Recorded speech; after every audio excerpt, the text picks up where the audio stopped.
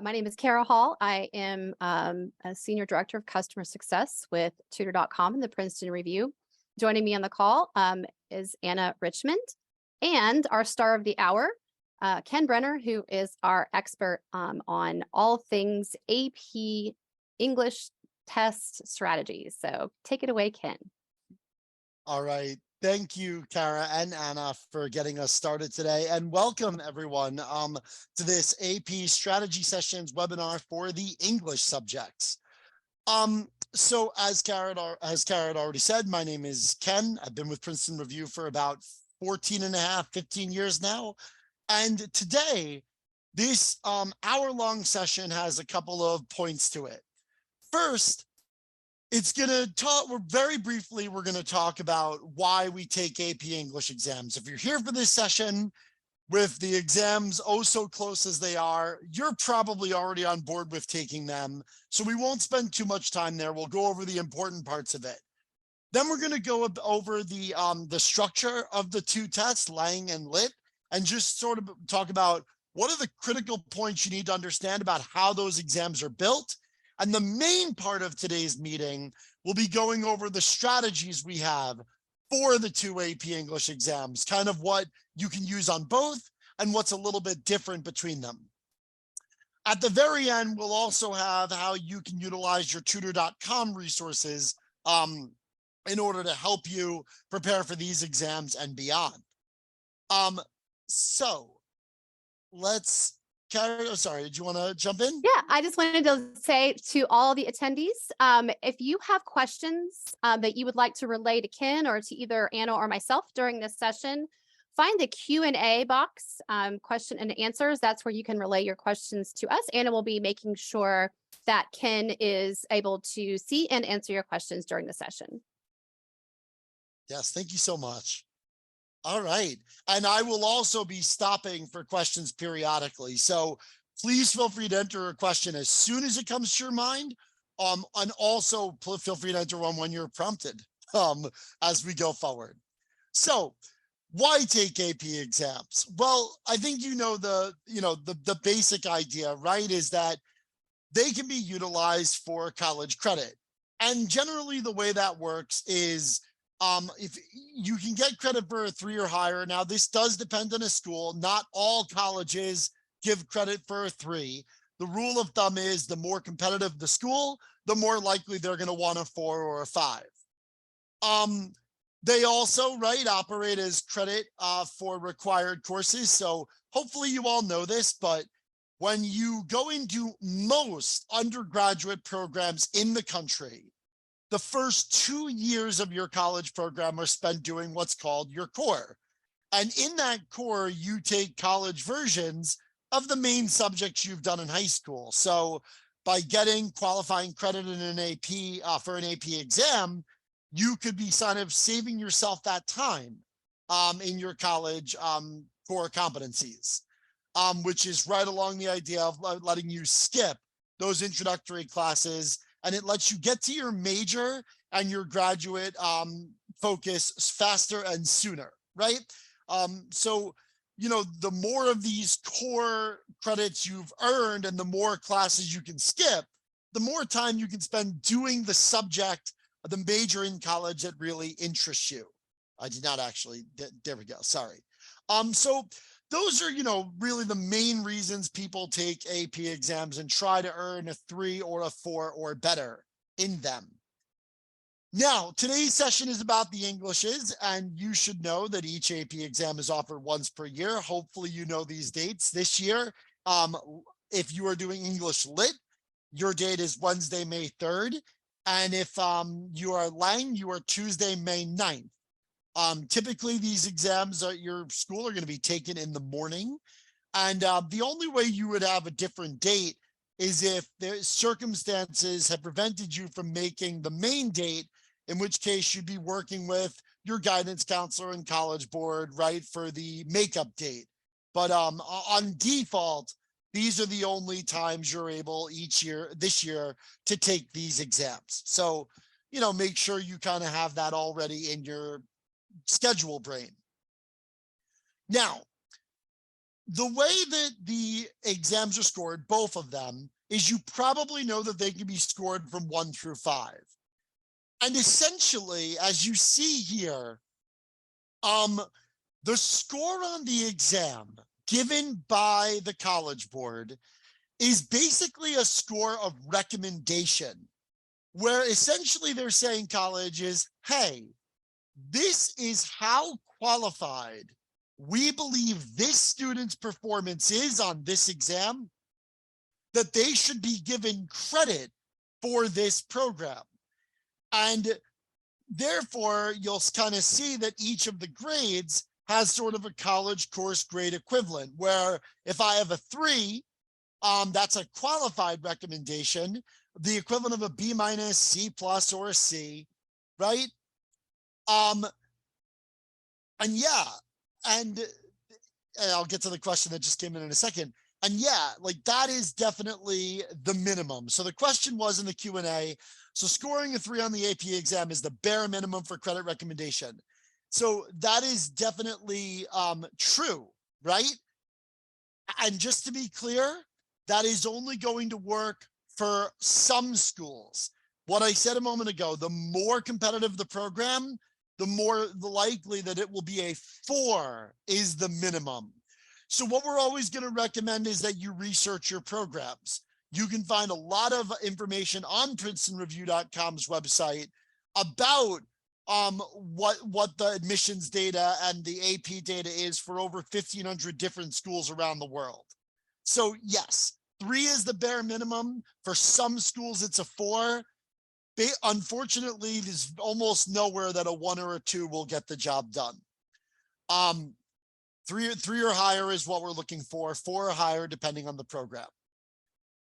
Okay, so this is true of both exams. Now, I will tell you, just so you guys have a little bit of an idea, these are not, although we certainly always want to push for the best results in everything we do, understand that these are exams that it is not necessarily easy to get the highest score on. Generally speaking, about 9% of Lang test takers get a 5, and 5% of lit test takers get a 5. That does not mean you can't get a 5. That's still thousands of people who do. But it's really important to take stock of where you are and understand that earning that 4 for all schools is really what needs to be done. Also, good news is you do not need to get every question right or write every essay perfectly to get a 5, as you'll see as we go on today. So that brings us into our second segment, understanding the 2 AP English exams. This is going to be about their formatting and their structure. So let's learn a little bit about them. According to College Board, the purpose of AP exams is to show competency in the material covered by an introductory college course in the exam subject. This tells you a lot, right? It tells you that the focus here is going to be on the material. However, there's no way that an exam you take as a junior year in high school is going to accurately really reflect what you would do on an introductory English course in every college and university in the world. So the exams need to be standardized. And when we say standardized, it means that they're going to focus on the big picture ideas that College Board reasonably assumes every college would care about. In other words, you are not going to be explicitly tested, as the background shows here, on the Great Gatsby. This is not like an English exam, and I'm sure you already get this because you've already done probably most of a year of prep. This is not going to be, did you read this book, right? Did you read this play? Did you read this poem? Instead, most of the text you need will be provided to you. And on the AP English Lang test, the 4 things you'll be tested on are, first, rhetorical situations. Rhetorical situations are essentially understanding how a text was written and why the author made the decisions he or she made in writing the text. Claims and evidence are, what was the main argument the author made in the text? And then what examples or data or support was included to back up the argument? Almost every paragraph you could ever see is a combination of claims and evidence. Third is reasoning and organization. Reasoning and organization is asking about the structure of your section, right? Why was this placed here? Why were the ideas put in this order? Writing style is just that. What devices did the author use? What was the tone and formality of the language? And maybe who was this text for? So these are the big things that you're going to see tested on the multiple choice and the essays throughout all of AP English Lang. One of the other important differentiators between the two is that AP English Lang, to some extent, will test transitions and connections between ideas that almost might be more like a grammar idea. Whereas AP English Lit is very much just about literature, right? Poetry and prose, and not every facet of English Lang. So the 6 big ideas that Lit is going to test you on is character, like who are the characters? What are their roles in the story? Setting, right? When and where does the story take place, and how is that important to the story's development? What is the structure of the story? What is the chronology and flow of events? Who is the narrator? Who are they in the story? And what are their own motivations in writing the story? What figurative language is used by the author? Things like similes, metaphors, imagery, right? To try to move the story forward. And finally, literary argumentation is essentially the idea of using literature sources to support an argument. We see this most specifically in one of the essay tasks you'll be given. So Lit is much more about the story and all the aspects of story in poetry and prose texts. English Lang is more about why and how authors write text. But as you'll see, there is a ton of crossover. So, in a snapshot, here is the structure of the 2 exams. For both exams, section 1 is 60 minutes long, right? Whether you're talking about Lang or Lit. The difference is the number of questions, right, that you have to sort of do in that time. So if you notice here, in Lang, you have 55 multiple choice questions that you need to get through. Whereas I have that. I knew I had that backwards. I'm so sorry, folks.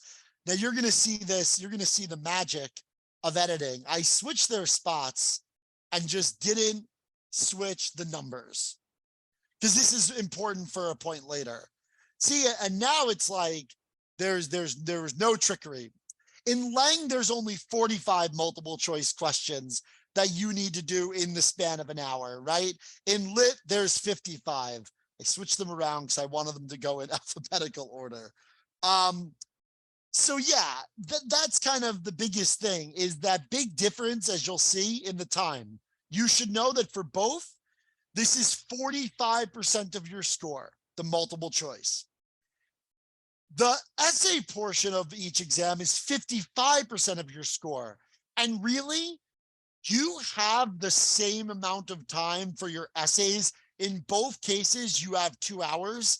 But for Lang, you get an extra 15-minute reading period, because Lang comes with, in the synthesis essay, Lang comes with a series of source documents to read.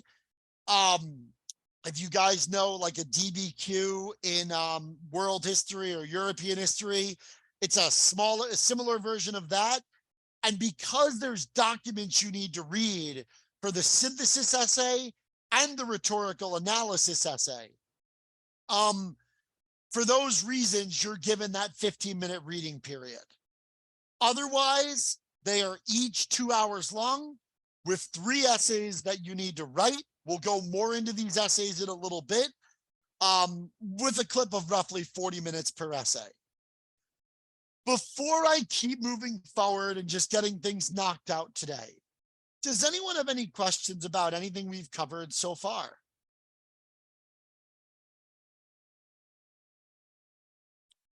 Something you want to put in the Q&A, something you wanted more clarity on?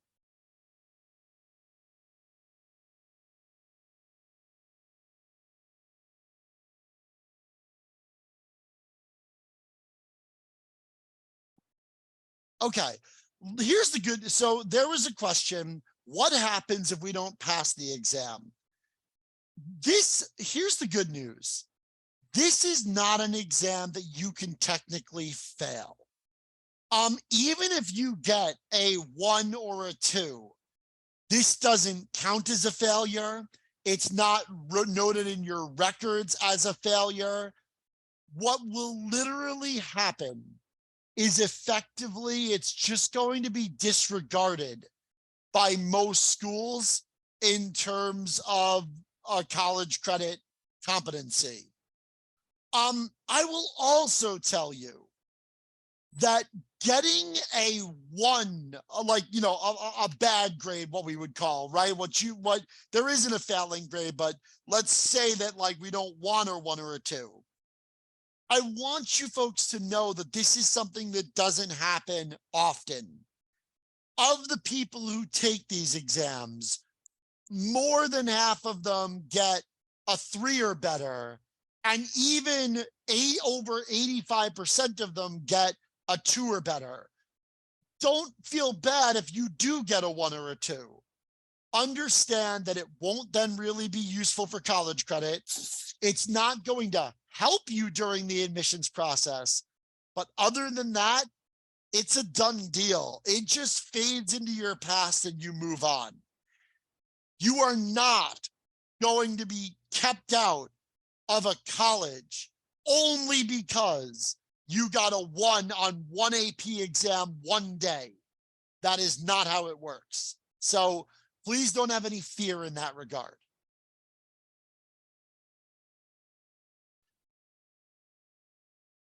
Another question came in. Will the people running the exams let us know when section 1 is over? Yes. I'll answer that live.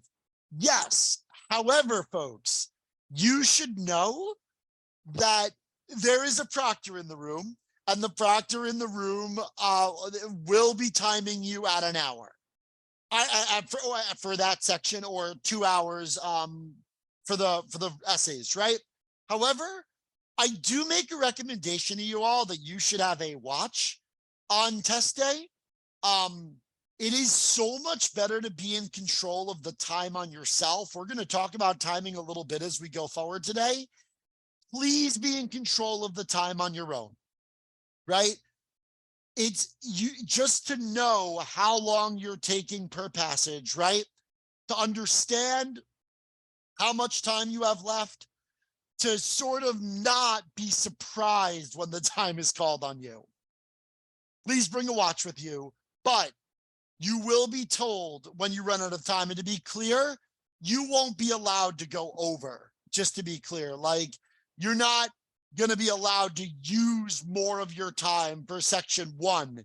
It is that 60 minutes. And even if you finish section 1 early, you're not going to be allowed to proceed forward to section 2. Everyone will be starting section 1 and ending it at the same time. Everyone will be starting section 2 and ending it at the same time. But very good questions, though. So we get, question came in, can we bring a digital hand watch, not like an Apple Watch? You can bring a digital watch. Please, though, do make sure that you Google its instructions for how to silence it. And I'm glad you said not an Apple Watch, because an Apple Watch is technically banned. But a digital watch, absolutely. Just, it is technically not supposed to make noise. Yeah, very good. So we get into the meat of today's presentation, right? Preparing for the AP English exams themselves. So we're going to start with English Lang. I could have started with lit.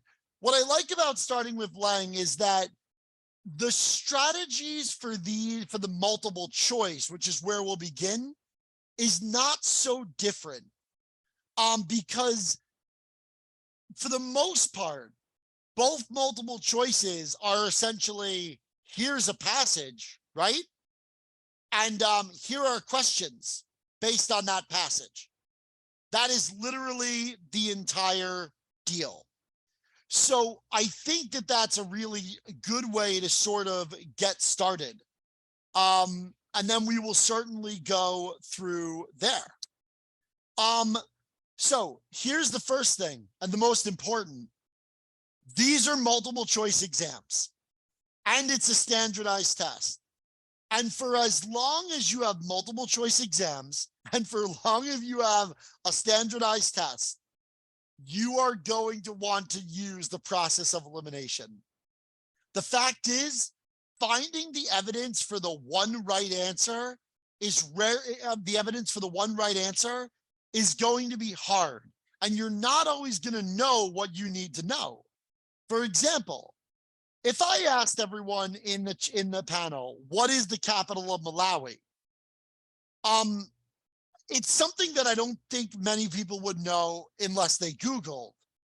But if I gave you 4 options, Paris, London, Amsterdam, Lilongwe, I bet in just a moment, you would be able to tell me the answer is D. The funny thing is, you didn't know that the capital of Malawi was Lilongwe a moment ago. You knew that it wasn't Paris, London, or Amsterdam. And that is one of the main weapons we need to use on both Lang and Lit. 3 of the 4 answers won't be supported by the text, won't be the tone the author used, won't be the evidence the author gave. And the one that's left over will. And that is the one we are choosing every single time. So throughout the day today, a few times, you're going to hear me talk about POE. When I say that, I mean the process of elimination. Here's the second component. One of the things we need to understand about these exams is, and this is so critical, I hope everyone gets this, you only earn points on AP English Lang and AP English Lit. You never lose them, ever. Therefore, it is to your benefit to enter an answer on every single problem, even if you're not sure. What we recommend using, whoops, sorry, let me go back. What we recommend using is something called the letter of the day. So let's pretend that what you're seeing on screen is 10 problems, right? And these 10 problems represent 10 problems that I am completely confused on in my exam. If a letter of the day says, for every problem I'm lost on, I am going to fill in the same letter for every single answer choice, right? If I make my guesses random, there's 2 problems with that. One, I could get really, really unlucky. And it could be that every single guess misfires. But 2, the real issue, it takes time to come up with a random guess. It's not just like, oh, I just chose a random letter quickly. Usually when I'm going to randomly guess on a problem, I think too much about what a good guess would be. So if you come across a problem on Lang or Lit and you say, boy, I have no idea what's going on this question, we recommend you choose a letter at the start of the exam, A, B, C, or D. And for there's also, by the way, you should know one other difference between the exams is there are 5 answer choices. So it would really be A, B, C, D, or E. You would choose one of the 5. And that would just be, right, your letter. And remember, you're only doing this for when you're lost on a question, but you do not want to leave any questions blank. So in a moment, we're going to jump into more specific strategies, but does anyone have any questions on process of elimination or letter of the day and why we use them?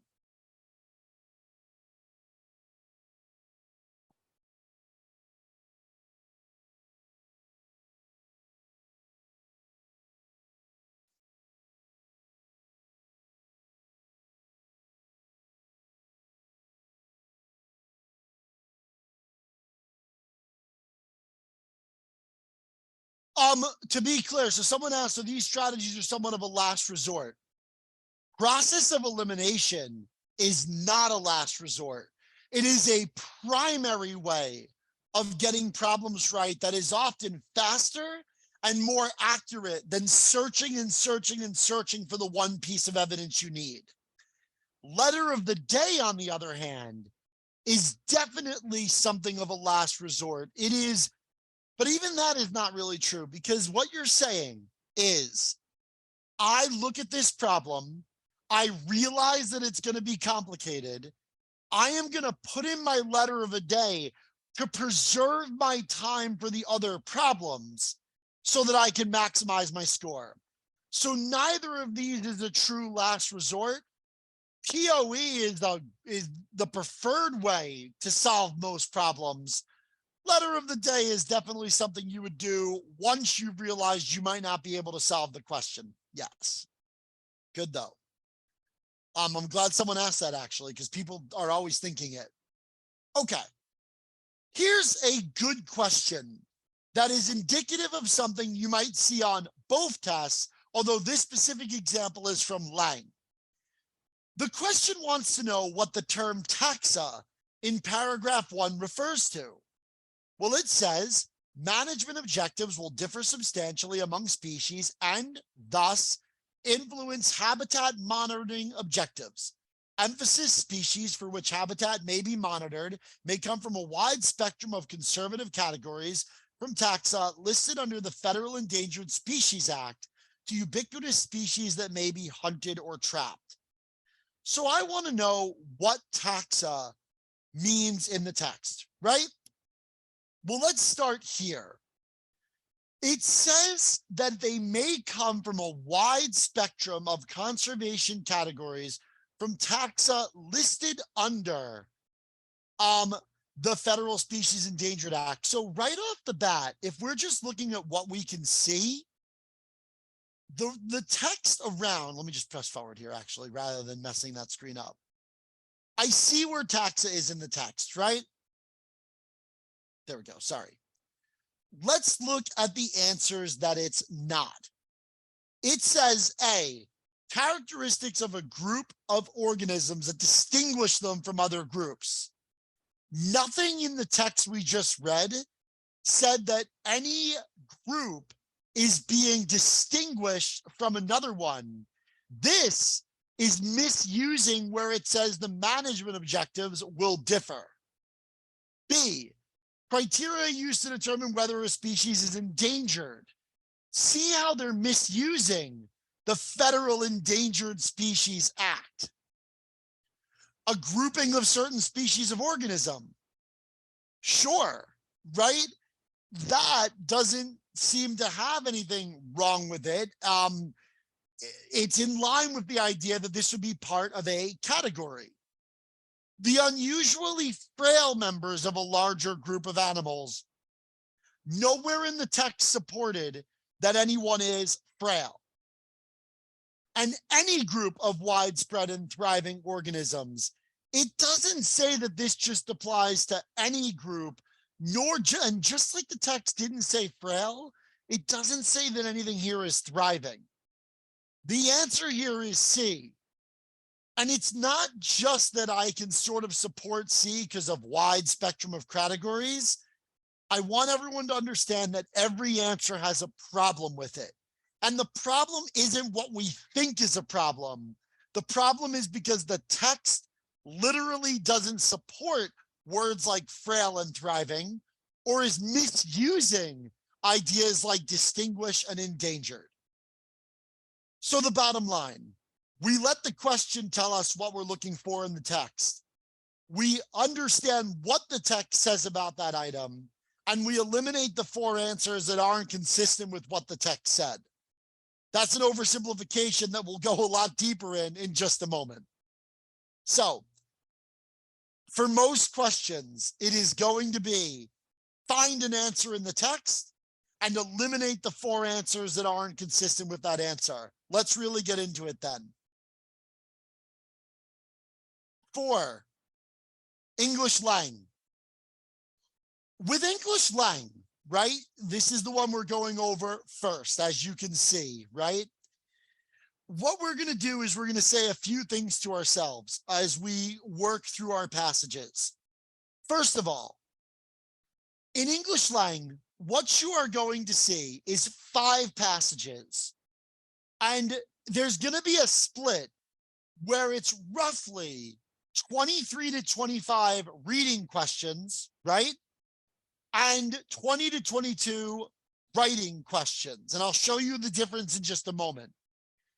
It's generally speaking, your reading passages have a larger number of questions each. A reading passage is going to have like 12 problems each, whereas a writing passage might have more like 7 or 8 problems each. So all of the passages here in Lang are nonfiction. So not poetry or prose for this one.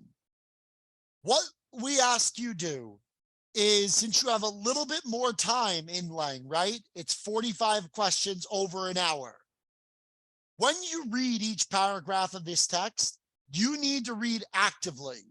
You should say, what is the author's main point? How does it connect to the paragraph before it? And where is it likely to go? These 3 components make up a system called active reading.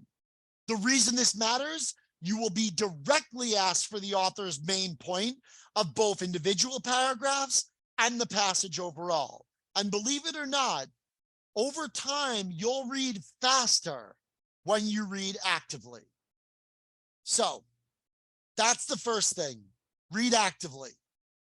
Second, when you complete the passage, you should ask, what was the main idea or the main point that the entire passage was making?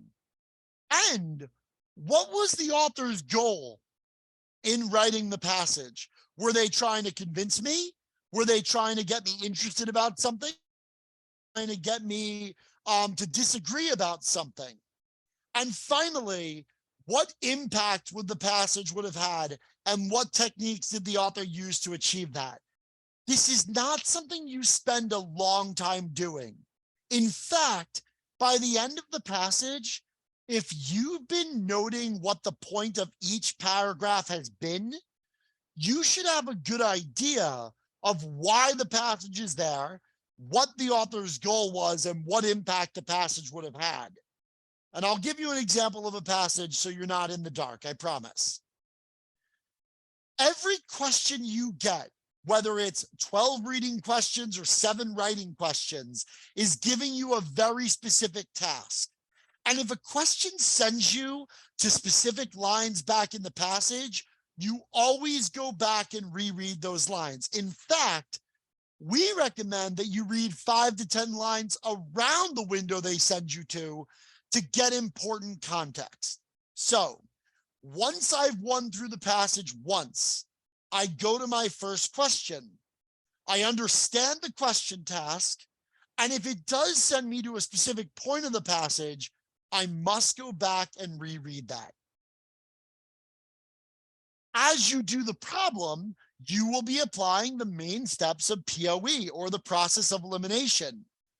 You will always have 2 or 3 answers you know are wrong because they are simply off base from what you read. And then you'll be looking for the answer that's most consistent with what you found in the text, as consistent as possible. I know we went through those pretty quickly, but don't worry, because we're going to demonstrate it. The bottom line is that using process of elimination letter of the day and making 2 different passes through the text rather than 1 is going to help you boost your score. The 2-pass system is you answer the easy questions and you guess at the hard ones, putting in your letter of the day. Then you return to the hard ones, as many as you can, in the time left during that passage. I'm going to show you in a moment just how much you have to gain from leaving harder questions till later. So I think it's more than enough time for me to show you how we put this together on AP English Lang. This passage says, right? The following passage is excerpted from a technical guide for monitoring wildlife habitat by the United States Department of Agricultural Forest Service. Then there's a little bit more explanation as to why this source is included. Here's the deal. What we're going to not do right now is actually take time reading all of this. But this passage is divided into 2 components. Management considerations, right? And then I think it's also, is it biological? Biological considerations, yes. Here's all you need to get. Sorry. The first paragraph says, management objects will differ substantially among species, remember this, and thus influence habitat monitoring objectives. Emphasis: species for which habitat may be monitored may come from a wide spectrum of conservation categories, from taxa listed under the Federal Endangered Species Act to ubiquitous species that may be hunted or trapped. The main point there is to just talk about how, right, management objectives are going to differ among species. Well, then I would expect them to explain how they're going to figure out what gets monitored and what doesn't, how they figure out what these habitat monitoring objectives are. And sure enough, the very next paragraph says the process of identifying monitoring priorities begins with. Taking a moment to predict where you're going will actually speed up your reading without harming your retention of information. But we're not here to read entire passages today. Let's skip ahead to the questions.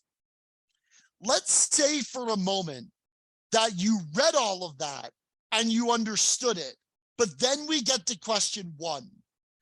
The author's main purpose in this sector is to. Now, this may be a very easy question if you read and understood the passage well, but if not, we would temporarily put in a letter of the day, and we would simply press on to the next problem. And I'll show you why that's a benefit. The next problem says, paragraph 4 implies that. So, and this is great because it only wants us to understand paragraph 4. So check it out. Paragraph 4 starts here with habitat monitoring. And it says that it should focus primarily on species that are most likely to respond to changes in habitat condition because of management actions, disturbances, or climate change. It says, in particular, the actions can impact systems in ways that are detrimental or positive, but remain uncertain and require monitoring. Thus, selecting emphasis species should include not only those that are associated with forest plan objectives or desired conditions, but also those that have the potential to be affected by management actions that modify habitat. If I look at how that's written, it is the third and final sentence that is the main inclusion, right? The main conclusion made.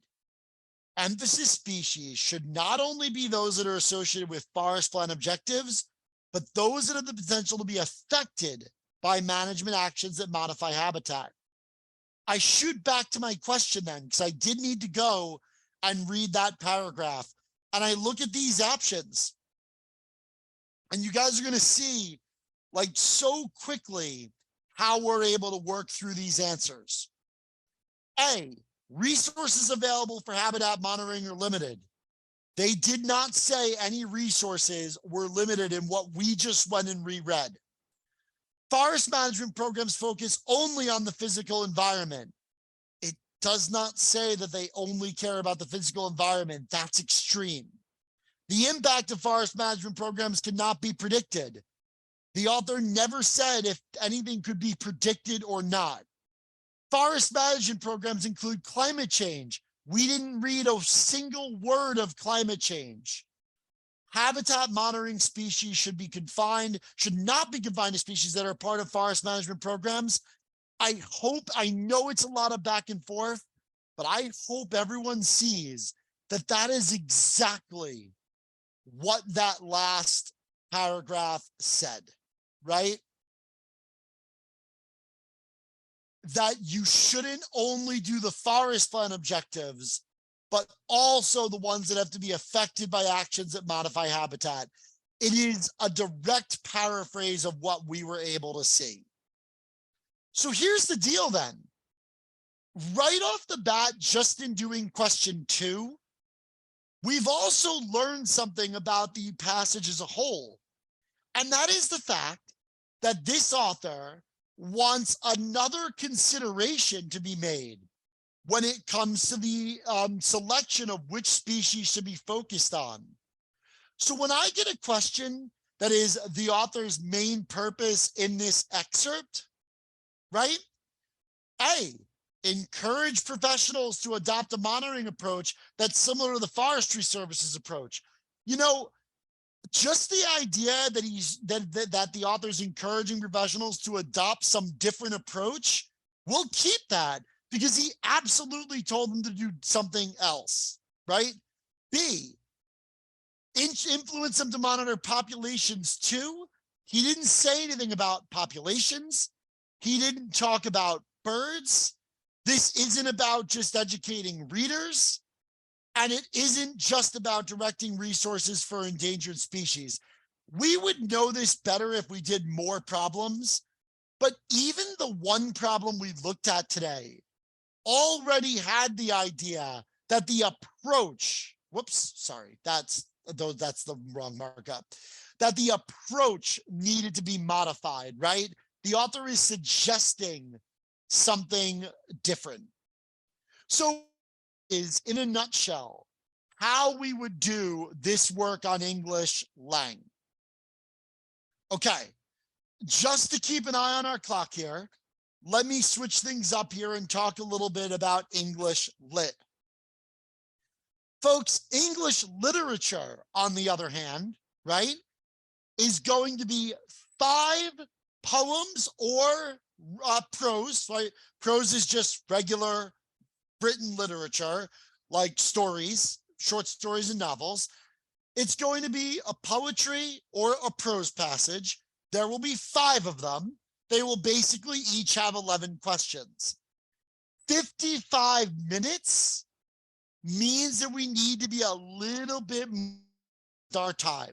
So for each, you essentially say, I'm going to note the current time and the number of the passage or the poem.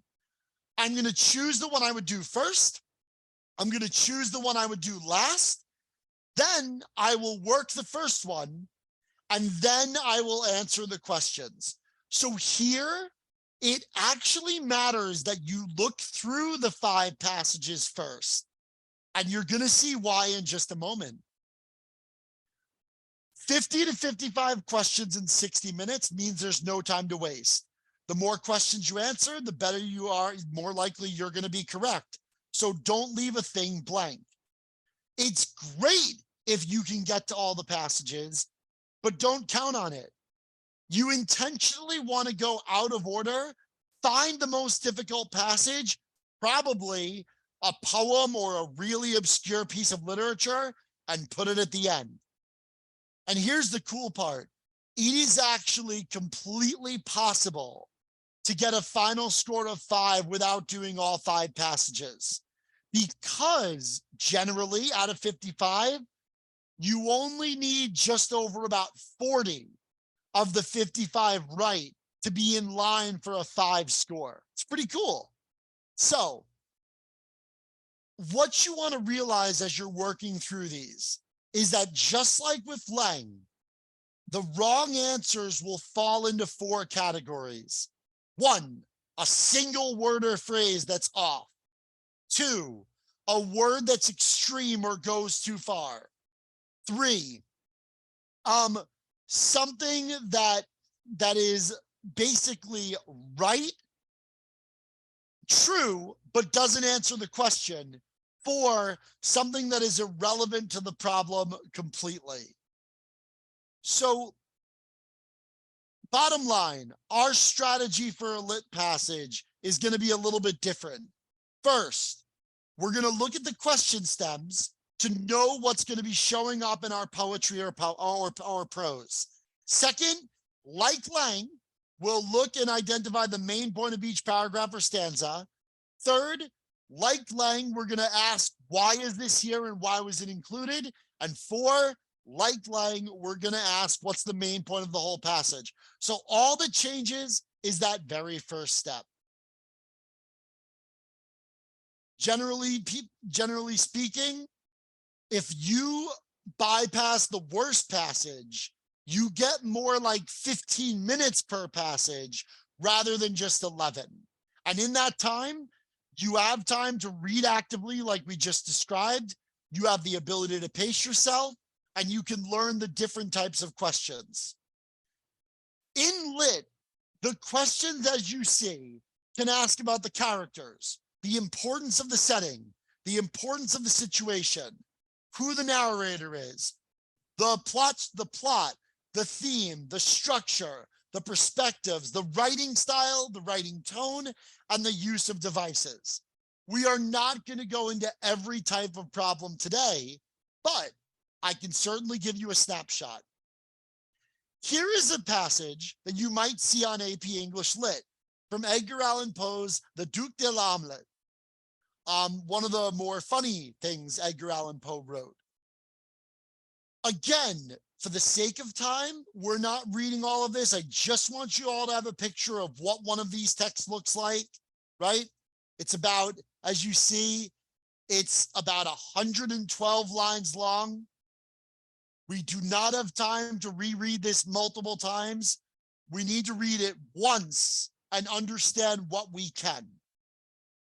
So again, number 1, the primary purpose of the passage, you might be ready to do that after reading it once, but you might choose to letter of the day this as well as number 2 and find a question that is much more going to send you to lines, because that is usually easier. In context, lines 27 to 35 serve to reinforce the reader's impression of the Duke's blank. All I need do then is go back and find lines 27 to 35 and read that window. The lines say, if you'll follow along, right? Strip indeed, very pretty a faith, no sir, I shall not strip. Who are you, pray that I, Duc de l'Omelette, Prince de Fourgras, just come of age, author of the Marzukiad, and member of the Academy, should divest myself at your bidding of the sweetest pantaloons ever made by Borden, the daintiest dressing gown ever put together by Rombert, to say nothing of undressing my hair, not to mention the trouble I should have in drawing off my gloves. We don't want to make any assumptions here. We only want to think about what we have in front of us. And this is if we look at our surrounding context, this is all happening in a request, right? And the Duke is saying, like, who are you that I should have to do this? That's what the lines directly say to us, right? And so with that in mind, so let's run through, we'll go back and go through these multiple choice answers together, right? But with that in mind, sorry, we'll go back. I'm just trying to get it back to mouse. There we go. Sorry about that. And we'll clear the drawings and we'll go. And if we look here at what we have, right, there's a few different options, but the first option here is quick temper. Not one thing in what we just read said that the Duke is angry or he's enraged. So we want to be very careful to not just choose this answer. And so that is not going to be our call. Oh, sorry. Similarly, you have exquisite taste. Just because they mentioned a couple of fancy things the Duke owns, the focus here isn't to talk about how exquisite his taste is. However, choice C, the sense of self-importance, like, who are you, to say that you can do this to me? This might be our answer, only because, just because of what we're seeing, right?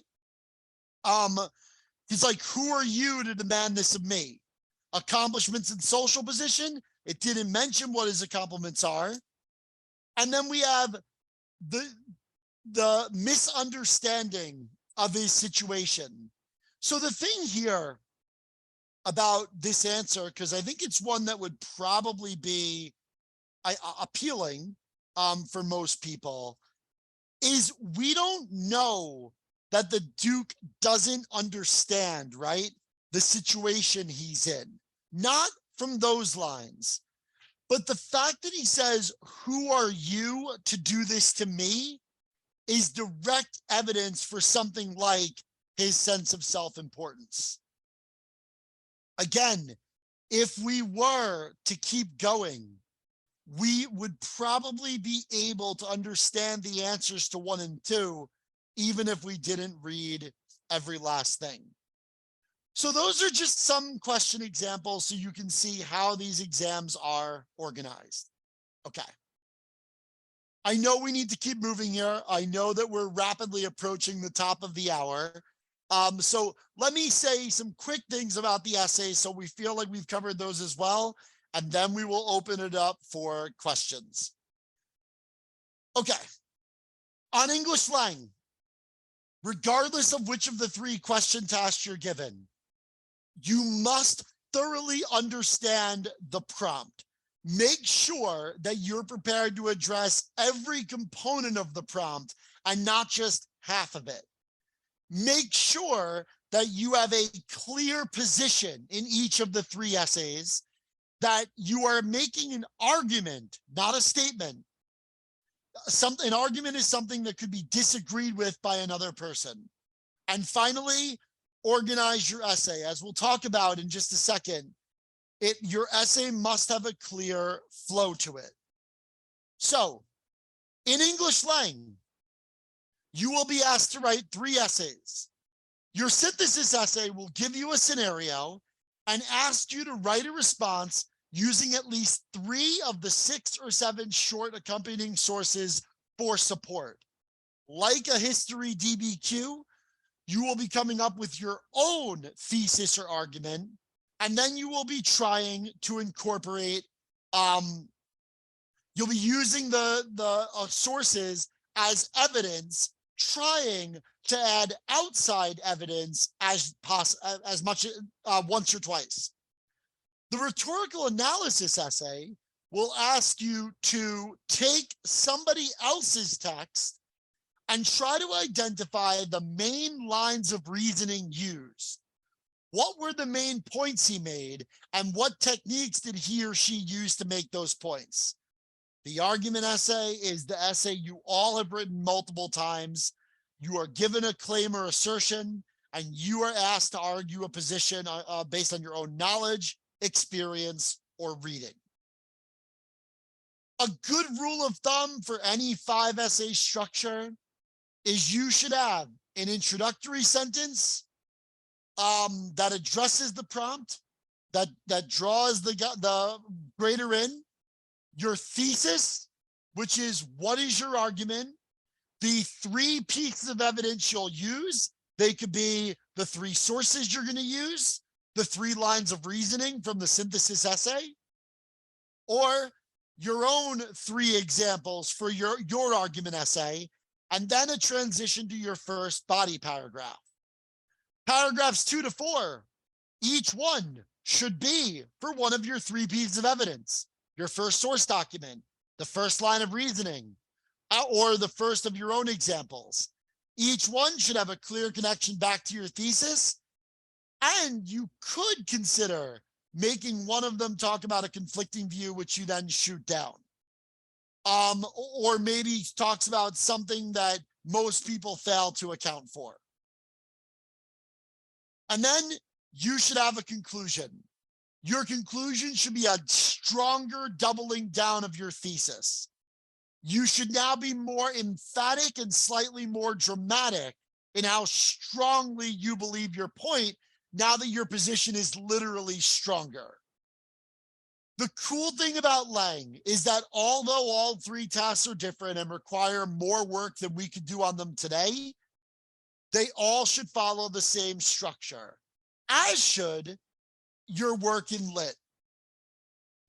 So in Lit, the only differences is there is one essay called Literary Argument where you are using a work to make your argument.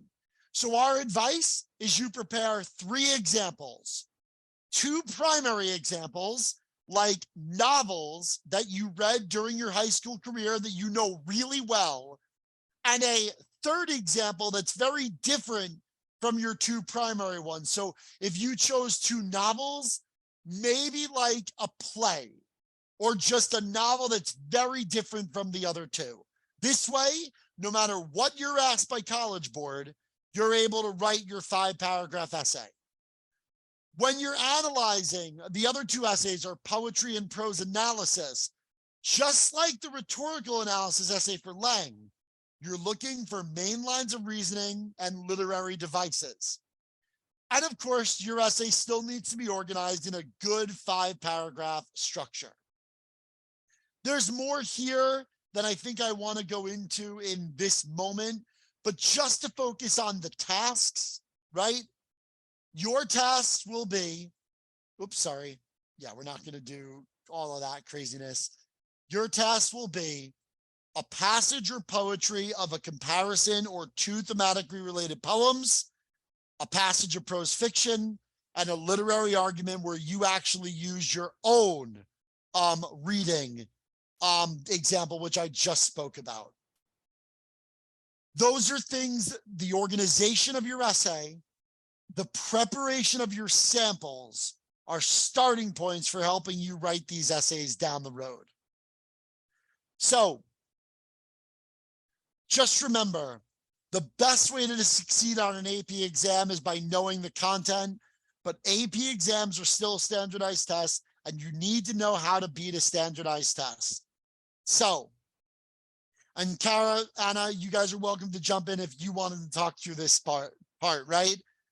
But Tutor.com provides many resources for you guys to work through this very thing, right? You are able to connect to a learning management system to get on-demand 24/7 individualized help from subject matter expert tutors. I believe we have tutors in over 80 different subjects. Kara, Anna, you guys can hop on and let me know if I have that number way smaller than it really is. But I think that's the number we use.